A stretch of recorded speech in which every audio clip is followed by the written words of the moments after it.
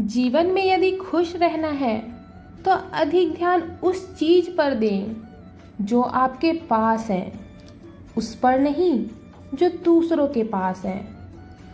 उस दिन हमारी सारी परेशानियां खत्म हो जाएंगी, जिस दिन हमें यह यकीन हो जाएगा कि हमारा सारा काम ईश्वर की मर्जी से होता है। विपत्ति में धैर्य, वैभव में दया और संकट में सहनशीलता ही श्रेष्ठ व्यक्ति के लक्षण हैं। जो व्यक्ति स्पष्ट और सीधी बात करता है, उसकी वाणी कठोर जरूर होती है, लेकिन वह कभी किसी के साथ छल नहीं करता।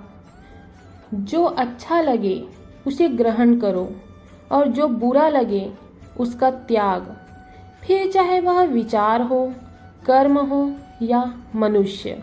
बुराई बड़ी हो या छोटी, हमेशा विनाश का कारण बनती है, क्योंकि नाव में छेद छोटा हो या बड़ा, नाव को डुबा ही देता है। परिवार और समाज दोनों ही बर्बाद होने लगते हैं जब समझदार मौन और नासमझ बोलने लगते हैं। आप वापस नहीं जा सकते और शुरुआत को नहीं बदल सकते, लेकिन आप जहाँ हैं वहीं से शुरू कर सकते हैं और अंत को अवश्य बदल सकते हैं। जब उम्मीदें टूटने लगे, कोई रास्ता दिखाई न दे, तो एक बार भगवत गीता की शरण जरूर ले लेना। कहा जाता है, श्रीमद् भागवत गीता सिर्फ एक धर्म के लिए नहीं है, बल्कि इसे धरती के हर इंसान को पढ़ना और समझना चाहिए, ताकि वो अपनी जिंदगी में सुख, शांति और सफलता को प्राप्त कर सकें। श्री कृष्ण कहते हैं, मनुष्य को परिणाम की चिंता किए बिना, लोभ लालच बिना एवं निस्वार्थ और निष्पक्ष होकर अपने कर्तव्यों का पालन करना चाहिए। जिस तरह प्रकाश की ज्योति अंधेरे में चमकती है, ठीक उसी प्रकार सत्य भी चमकता है। इसलिए मनुष्य को हमेशा सत्य की राह पर चलना चाहिए।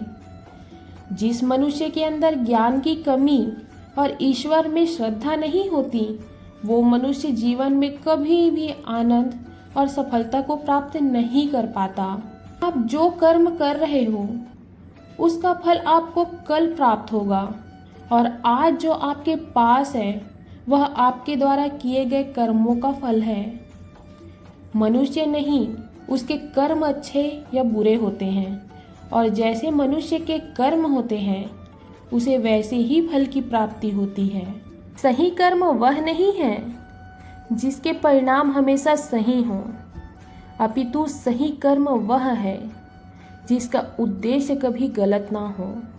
संसार में कोई भी मनुष्य सर्वगुण संपन्न नहीं होता, इसलिए कुछ कमियों को नज़रअंदाज करके रिश्ते बनाए रखिए। पूर्णता के साथ किसी और के जीवन की नकल करके जीने की तुलना में अपने आप को पहचान कर अपूर्ण रूप से जीना बेहतर है।